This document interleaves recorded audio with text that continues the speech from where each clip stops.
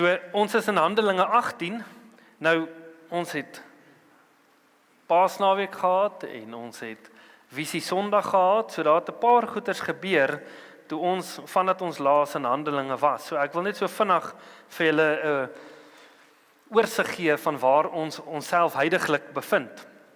So, ons het gekyk na Paulus, wat op sy tweede sendingsreis besig was, en hy het na die einde van sy sendingsreis begin beweeg. Hy was in Athene gewees, waar hulle nie wou luister na hom nie. Daar was een ou wat op die einde van die dag na hom geluister het in Athene, en van Athene af is hy na Korinthe toe, en in Korinthe was daar vrug gewees, maar baie van die Jode wou nie na hom geluister het nie, en hy het toe oorbeweeg na die heidene toe, en baie meer rondom, of by die heidene begin bedien. En van Korinthe af, toe Timotheus hulle by hom aangekom het, beweeg hy toe saam met Aquila en Priscilla, beweeg hy toe na Efese toe. En hy het daar bedien, en hulle wou graag gehad het, hy moes langer bly, maar hy sê toe, ek kan nie, want ek wil graag die fees gaan bywoon in Jerusalem. En dit is waar ons onsself nou bevind, in Handelinge 18 vanaf vers 22. So julle kan saam met my daar so lees, Handelinge 18 vers 22. Jaco sit dalk net daai skrif op, dat hulle net merke kan maak as hulle wil, waantoe ons dan volgende gaan beweeg. Ekskuus. Na die kaart, ja, is hy. So dit is die volgende skrifgedeelte. So kom ons lees Handelinge 18 vanaf vers 22 en 23. En toe hy dit sê, het een van die, is ek nou op die regte plek? Ek is in Johannes, vra om verskoning. Ons gaan op verskillende plekke uitkom as ek daar so gaan lees, Handelinge 18, 22. En toe hy in Caesarea gekom het en opgegaan het en die gemeente gegroet het, het hy afgereis na Antiochië, en nadat hy 'n tyd lank vertoef het, het hy vertrek en agtereenvolgens die land Galasië en Frigië deurgereis en al die disippels versterk. So as ons nou kyk na die kaart, sal ons sien, toe Paulus klaargemaak het in Handelinge, in Efese, is hy af na Jerusalem toe, en van Jerusalem af het hy die fees bygewoon, hy het die kerk besoek in Jerusalem, en hy beweeg toe op na Antiochië toe, en hy het toe tyd daar spandeer. So, wat is belangrik van Antiochië? Wat het julle al agtergekom? Hoekom gaan Paulus heeltyd terug soontoe? Want dit was die kerk van Antiochië waar hy die opdrag gekry het om uit te gaan en die evangelie te gaan verkondig. So elke keer nadat hy 'n sendingsreis gedoen het, het hy heeltyd teruggegaan na Antiochië toe en met hulle gepraat, en van daar af het hy dan weer uitgegaan in sy volgende sendingsreis. So hy het nou tyd hier spandeer in Antiochië, en dan sien ons, hy toe die hele gedeelte deurbeweeg van Galasië en Frigië, en dit is daai gedeelte, die rooi pyltjie wat ons sien daarbo deurgaan.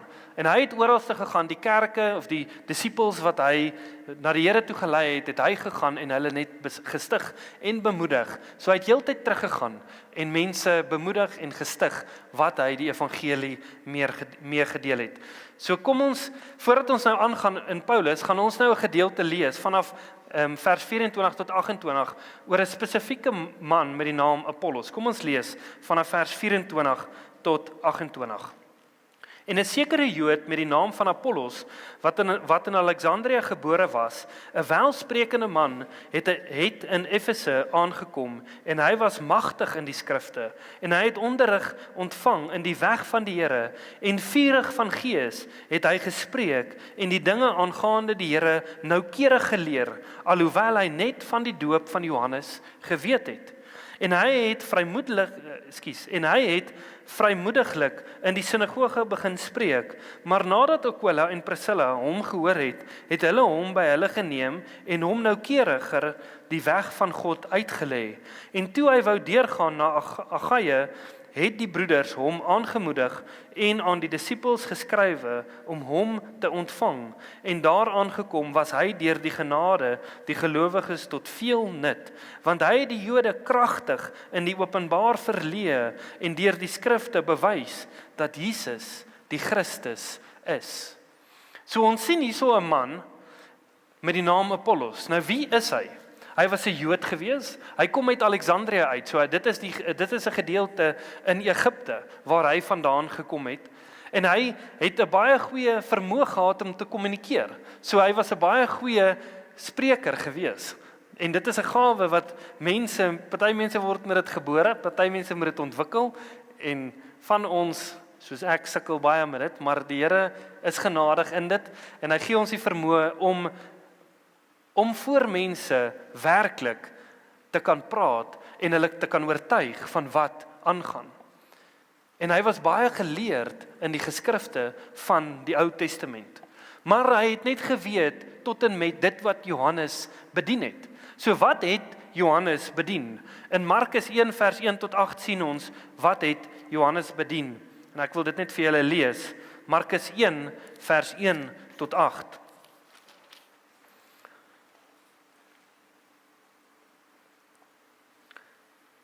Die begin van die evangelie van Jesus Christus, die Seun van God, soos geskrywe is in die profete, kyk, ek stuur my boodskapper voor u aangesig, wat u pad voor u uit sal regmaak. Die stem van een wat roep in die woestyn, berei die weg van die Here, maak sy paaie reguit. Johannes het gekom en was besig om in die woestyn te doop en die doop van bekering tot vergifnis van sondes te verkondig. En die hele Joodse land en die inwoners van Jerusalem het uitgegaan na hom toe, en almal is deur hom gedoop in die Jordaanrivier met belydenis van hulle sondes. En Johannes was gekleed met kameelhare en 'n leergord om sy heupe, en hy het sprinkane en wilde heuning geëet. En hy het gespreek en gesê, hy wat sterker is as ek, kom na my, en ek is nie waardig om neer te buig en sy skoenriem los te maak nie. Ek het julle wel met water gedoop, maar hy sal julle doop met die Heilige Gees. So wat het hierdie Apollos geweet? Hy het geweet dat Johannes kom om die weg voor te berei vir iemand wat nog moet kom, die Messias wat nog moet kom. En Johannes het mense gedoop tot 'n doop van sondebelydenis en bekering van hulle sondes. Dit is die doop wat Johannes gebring het, en dit is die boodskap wat Apollos gedeel het. Maar toe hy bedien het in die sinagoge en Aquila en Priscilla hoor dit, toe besef hulle hy kort ietsie. En hulle roep hom eenkant toe en hulle spandeer tyd met hom en hulle verdiep vir hom wie Jesus is en wat hy kom doen het, en dat die Messias klaar gekom het. Nou ek het vir julle 'n vraag. Wat bepaal of jy reg of verkeerd is in iets wat jy doen? Wanneer jy in 'n argument is met iemand of in 'n gesprek, wat bepaal jy's reg en die ander persoon is verkeerd, of die ander persoon is reg en jy's verkeerd? Nou as dit kom by 'n huwelik, dan is jou vrou altyd reg. OK. Ek grap net. As jy by jou werk kom en jy is die baas, is jy altyd reg? Ja. Jy doen wat ek vir jou sê. As dit by jou kinders kom, hoe bepaal ons wat is reg en wat is verkeerd? Is jy reg in jou siening, in dit wat jy glo, of is jy verkeerd? Ons moet 'n maatstaf hê hoe ons dit meet. Want in my oë kan ek reg wees en die ander persoon kan ook in sy oë reg wees. Nou wie is nou reg op die einde van die dag? Ons moet kan bepaal wie is reg, want hierso word Apollos gekonfronteer deur Priscilla en Aquila, en wie van hulle is nou reg? Ons weet die groter prentjie, ons kan nou maklik identifiseer wie's reg en wie's verkeerd. Maar in daai oomblik, hoe moes Apollos geweet het wat is nou reg en wat is verkeerd? Maar ons kan net weet wat is reg en verkeerd as ons weet wat is die waarheid. En die waarheid wat ons het, is die woord. So wat het gebeur?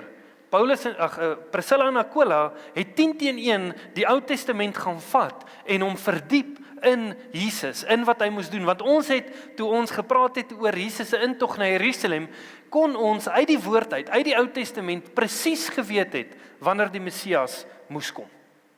Dit is duidelik vir ons in die woord tot die dag toe, wanneer Jesus sou kom. So hulle het hom 10 teen 1 gevat uit die woord uit en hom verduidelik. Nou is hy gekonfronteer met waarheid. En nou moet hy reageer. Elkeen van ons word gekonfronteer met waarheid. En nou moet ons reageer. Maar weet jy wat is vir my so mooi? Ons hoor nie dat Apollos gestry het en beklei het nie. Hy het daai waarheid gevat. Hy het dit gaan toepas in sy lewe en dit is wat hy gaan verder verkondig het oralste waar hy gegaan het. Dit is vir my so mooi om te sien wanneer iemand die waarheid hoor en nie dit probeer regverdig of probeer verander nie, maar net om daai waarheid toe te pas in hulle lewe en te sê ek verstaan dalk nie alles nie, maar ek besef hierdie is die waarheid en ek wil dit net toepas in my lewe. Yster slyp yster. Ek en jy moet bereid wees om in gesprekke met mense te kan tree. Ek en jy moet bereid wees om iemand anders se siening te kan hoor en daarna te luister en dan alles te meet volgens die woord. Dit gaan nie oor wat ek sê nie, dit gaan nie oor wat iemand anders te sê nie. Dit gaan oor wat die woord sê en hoe ons dit toepas in ons lewe. Apollos gaan toe van waar hy in Efese was oor na Korinte toe en hy is besig om daar die mense te leer. Dit is vir my so mooi vers 28, Handelinge 18 vers 28, want hy het die Jode kragtig in die openbaar weer lê en deur die skrifte bewys dat Jesus die Christus is. Nou dit is waar die gesegde vandaan kom, een plant, een maak nat, maar net God bring die groei. In hierdie oomblik het Paulus en Apollos nog nooit mekaar eers ontmoet nie. Hulle het nie eers geweet van mekaar nie. Maar Paulus was in Korinte gewees. Hy het uit Korinte uitbeweeg, hy het vir die Jode gesê, ek gaan nou na die heidene toe gaan en die evangelie aan hulle deel, want julle wil nie luister nie. En hier sien ons Apollos gaan Korinte toe. En hy begin met die Jode praat oor Jesus wat die Christus is. 1 Korintiërs 3 vers 6 sê dit vir ons so mooi. 1 Korintiërs 3 vanaf vers 6.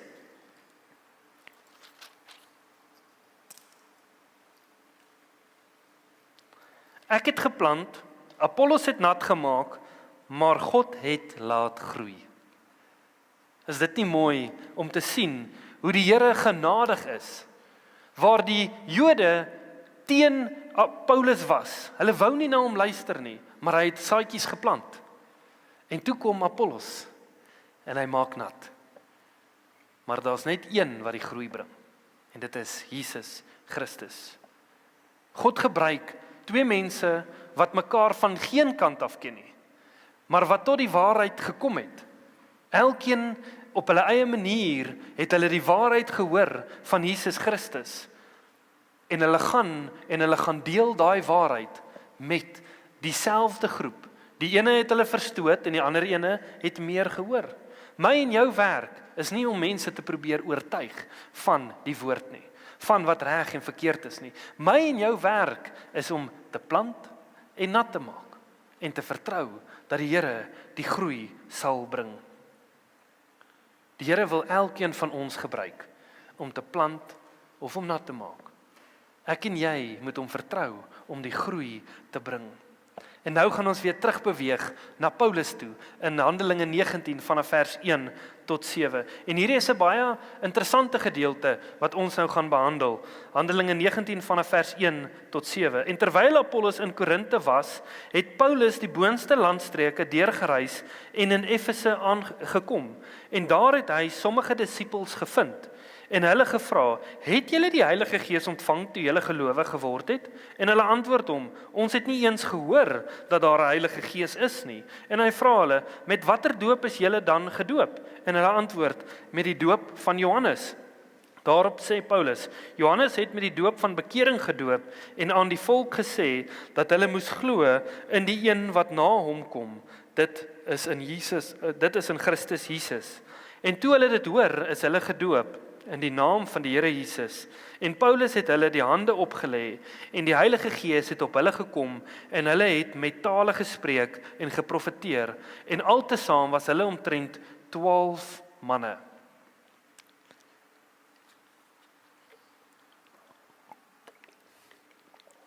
So ons sien hierso op Paulus reis in daai boonste gedeelte waar hy voorheen was en hy kom weer in Efese. Nou die disippels wat in Efese was, het gevra dat hy langer sou bly en hy kon nie, maar hier kom hy nou weer by hulle terug. Maar hy ontmoet 'n paar mans. Ons sien 12 mans. En hierdie mans is disippels, maar disippels van wie? Hulle is disippels van Jesus, want hy vra vir hulle, toe julle geglo het, hoe is julle gedoop? En dit is 'n baie interessante vraag wat Paulus vir hulle vra. Hy vra vir hulle, het julle die Heilige Gees ontvang toe julle geglo het? Met ander woorde, jy kan 'n disipel wees sonder om die krag te ontvang het van die Heilige Gees. Hierdie disipels was nog nie blootgestel aan die krag van die Heilige Gees nie. Nou al die disipels wat Jesus gevolg het voor Pinkster was disipels sonder die krag van die Heilige Gees. Op Pinkster is die krag van die Heilige Gees eers uitgestort op hulle. En Paulus kyk na hierdie mans en hy vra vir hulle, het julle die Heilige Gees ontvang? Hulle sê nee, ons het nog nie eens gehoor van hom nie. En dis waar ek net 'n bietjie wil stil staan vandag. Hoekom vra Paulus hierdie vraag vir hulle? Hoekom kort hulle die krag van die Heilige Gees? Hulle glo dan, is alles nie net nou reg nie? Is alles nie nou net in orde nie? En ek wil jou vra, waar is die Heilige Gees heidaglik? As ek jou sou vra, of iemand jou vra, waar is die Heilige Gees nou? Dan wil ek vir jou sê, hy is op 3 plekke, terselfde tyd. Die eerste plek is, hy is met jou. Hy is met elke persoon wat nie eers glo in die Here nie. Hoekom sê ek so? Want die woord sê, die Heilige Gees is die ene wat ons oortuig van sonde, geregtigheid en oordeel. Hy kom oortuig die wêreld van sonde, geregtigheid en oordeel. Kom ons lees Johannes 14 vanaf vers 17. Ek dink dit is vanaf vers 17. Vanaf vers 15. Johannes 14 vanaf vers 15.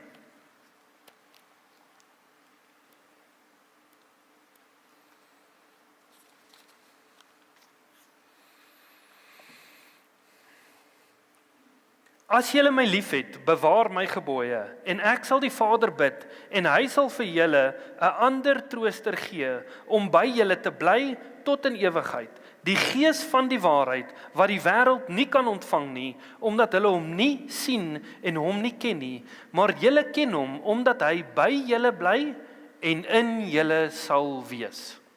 So die wêreld kan nie die Gees van waarheid in hulle hê nie.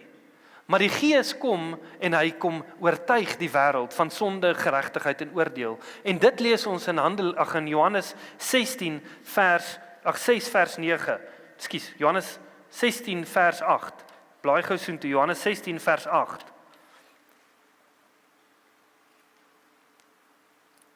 En as hy kom, hy praat nou hier van die Heilige Gees, sal hy die wêreld oortuig van sonde en van geregtigheid en van oordeel. So die Heilige Gees se werk is om die wêreld te oortuig van sonde, geregtigheid en oordeel. Dit is die een funksie.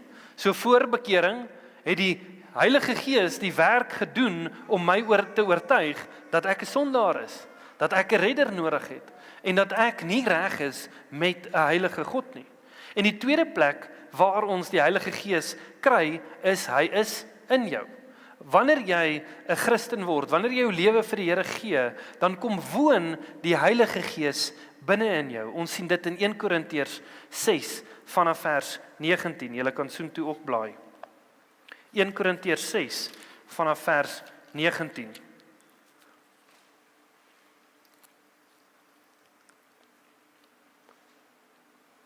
Dis lekker om die bladsye te hoor. As hy, of weet julle nie dat julle liggaam 'n tempel is van die Heilige Gees wat in julle is, wat julle van God het en dat julle nie aan julleself behoort nie. So ons het nou gekyk na 2 plekke waar die Heilige Gees is. Hy is met ons.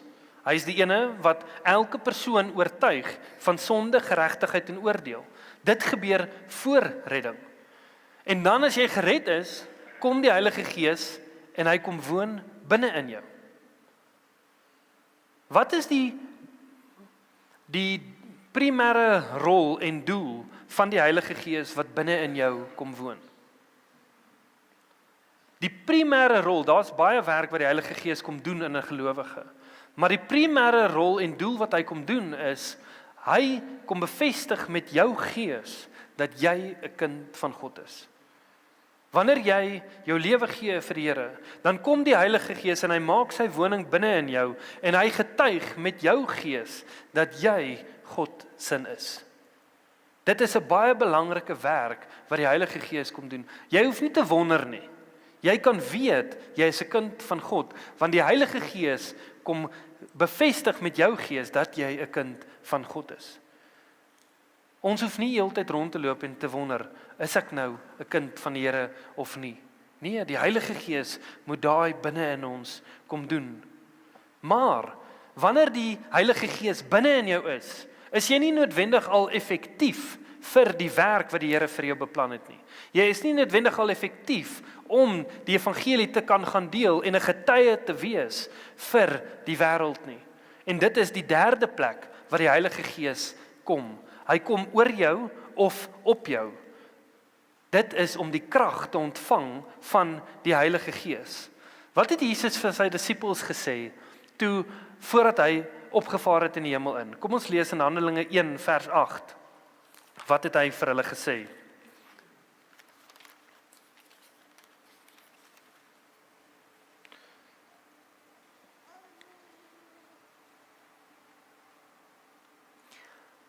Maar julle sal krag ontvang wanneer die Heilige Gees oor julle kom en julle sal my getuies wees in Jerusalem, sowel as in die hele Judea en Samaria en tot aan die uiterste van die aarde. So Jesus sê vir sy disippels, gaan wag in Jerusalem vir krag. En toe die Heilige Gees op hulle kom, toe ontvang hulle die krag wat nodig is vir hulle om effektiewe getuies te wees vir God. Ek en jy het nie net die oortuiging nodig wat die Heilige Gees vir ons bring tot op 'n plek wat ons glo in Jesus nie. Ons het nie net die Heilige Gees nodig om in ons te kom woon, om te bevestig dat ons sy kinders is nie. Ons het ook die krag van die Heilige Gees nodig om ons effektief te maak sodat ons uit kan gaan en die werk kan doen vir God. Hierdie man sê ons het nie eens geweet van die Heilige Gees nie. En Paulus sê, julle moet glo in Jesus, sodat julle die krag van die Heilige Gees kan ontvang. Wat doen hulle toe hulle gekonfronteer is met hierdie waarheid? Hulle het dieselfde reaksie gehad as Apollos. Hulle het nie daaroor gestry en gesê, nee, ons glo in Johannes en ons stop net hier by Johannes en dis waar ons eindig nie. Nee, hulle sê, okay, ons hoor hierdie, nou gaan ons oorgaan in aksie. En wat doen Paulus toe? Paulus doop hulle toe in die naam van Jesus. En hy lê sy hande op hulle en hulle ontvang die krag van die Heilige Gees en hulle praat in tale en hulle profeteer. Is dit nie mooi om te sien hoe die Heilige Gees deur mense wil werk nie? Baie mense noem dit, en die skrif noem dit ook, die doping met die Heilige Gees. Wanneer jy daai krag ontvang van die Heilige Gees. Nou elke persoon is fisies gebore. Maar die woord sê dat jy weergebore moet word in die Gees. En hoe lyk daai geboorte? Daai geboorte is, jy moet besef dat jy moet bekeer. Jy moet wegdraai van die lewe wat jy gelei het. Die Heilige Gees is die ene wat jou oortuig van dit. So die Heilige Gees is betrokke in daai keuse wat jy ook maak om jou te oortuig van dit. Maar dan moet jy glo in die werk wat Jesus kom doen het aan die kruis. Dat hy die weg gemaak het, dat hy die ene is wat jou kom red. En dan laat jy jouself doop. Jy vereenselwig jouself met die dood en die opstanding van Jesus Christus. En dan ontvang jy die krag van die Heilige Gees. Dit is hoe dit normaalweg lyk. Maar daar is gevalle in die skrif wat ons sien, wat dit nie heeltemal so gefunksioneer het nie. So ons moet versigtig wees om die uitsondering nie die norm te maak nie. Wat bedoel ek daarmee? Ons lees van 'n man wat langs Jesus gehang het aan die kruis. Wat net vir Jesus gesê het, onthou my vandag. En Jesus sê vir hom, jy sal saam met my in die paradys wees. En ons vat daai skrif en ons sê, ek hoef niks meer te doen, daar is glad nie ietsie wat hoef te gebeur nie, ek kan eendag net as ek kan my lewe leef soos wat ek wil, en eendag as ek oud is, gaan ek net sê, onthou my vandag. Is dit partykeer wat gebeur? Ons wil aangaan soos wat ons wil en wanneer die popo die fan tref, dan wil ons sê, Here, help my, asseblief. Want ons wil ons siening baseer op dit wat ons gesien het by die man van die kruis. Of ons kyk na die kerk of die man met die naam Kornelius. Petrus gaan deel die evangelie met hom en voordat hy gedoop is, ontvang hy die krag van die Heilige Gees. En ons sien iets anders. Maar ons moet versigtig wees dat ons nie die uitsondering die norm maak nie. Omdat hulle die disippels van Johannes was, het Paulus nie nou net gesê, okay, is reg, julle glo in Jesus, alles is reg, ek bid vir julle vir die krag van die Heilige Gees nie. Nee, hy doop hulle en toe bid hy vir hulle vir die krag van die Heilige Gees. God wil nie net in jou wees nie. God wil nie net hê jy moet weet dat jy sy kind is nie. God wil deur jou kan funksioneer om iets te bring vir 'n gebroke wêreld. Hy wil hê sy krag moet deur jou kan vloei tot eer en verheerliking van sy naam. Ons moet nie net gemaklik en okay wees om te sê, nee, ek weet, ek is reg met die Here en daar stop dit nie. Die Here het meer vir ons in stoor as net om te weet dat ons sy kinders is. Hy wil hê ons moet effektief wees in sy weermag. So ek wil vandag bid vir 3 spesifieke groepe mense. Die eerste ene is, as jy kan dalk sê jy is 'n Christen, want jy het groot geword in Christendom. Jou ouers is Christene, maar jy het daai vraag binne in jou hart, is ek werklik 'n kind van God? Is ek werklik syne? Ek het vir baie jare met daai vraag rondgeloop. En ek het vir baie jare myself probeer oortuig, alles is reg, moenie worry nie, maar ek het wanneer daai vraag opgekom het, dan het ek gewonder oor dit. Vandag waar ek staan, wonder ek nie oor dit nie. Ek weet dat ek sy kind is. En ek wil nie hê jy moet hier sit en wonder of jy sy kind is of nie. Ek wil hê jy moet weet en ek wil vir jou bid vandag. Die tweede mense wat ek voor wil bid is, as jy weet jy is sy kind, maar jy het nog nie die krag ontvang van die Heilige Gees wat deur jou funksioneer om mense te stig en te bemoedig nie, wil ek ook vir jou bid vir dit. En die derde groep is die mense wat weet hulle is Christene. Hulle het die krag ontvang van die Heilige Gees, maar hulle is te bang om uit te gaan en iets te doen. Ek wil hê ons moet vir julle ook bid. Want die gawe wat die Here vir jou gee, is nie vir jouself nie. Dis nie net om vir jouself te hou nie. Dit is om vir die liggaam te gee. Dit is vir 'n gebroke wêreld wat dit nodig het. Ons moet elkeen ons doel en plan uitlewe wat die Here vir ons het. Jy weet waar jy jouself bevind in hierdie oomblik. En ek gaan nou vir ons bid vir dit, maar ek wil jou uitnooi. As jy wil hê ons moet persoonlik saam met jou bid, kom na die tyd vorentoe. Ons wil persoonlik vir jou bid vir enige een van hierdie 3 aspekte.